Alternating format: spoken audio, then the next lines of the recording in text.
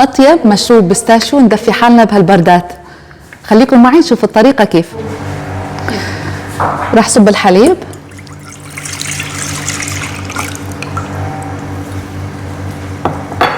سكر،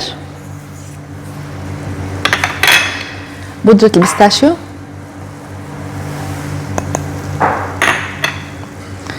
بودرة الكاسترد، والطعم اللي راح يعطيني طعم الخيال معجون البيستاشيو. راح نخلط شوي على البارد يذوب الكاسترد، بعدين راح نشغل الغاز.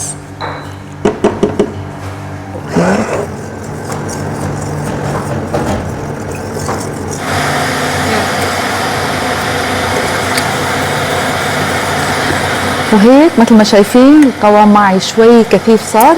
راح فرجيكم كيف ثقل القوام. اذا حسيتوه ثقيل كثير فينا نخفف بشوية حليب، فحسب اختياركم. وهيك مشروب البيستاشيو صار جاهز معنا للتقديم. أطيب مشروب بيستاشيو ندفي حالنا بهالبردات. يا عيني يا عيني، شوفوا لي القوام بجنن واللون خطير. شوية تزيين على الوجه،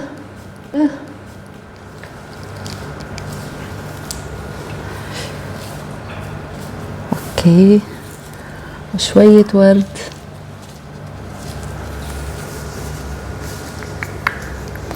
وصحتين وعافية.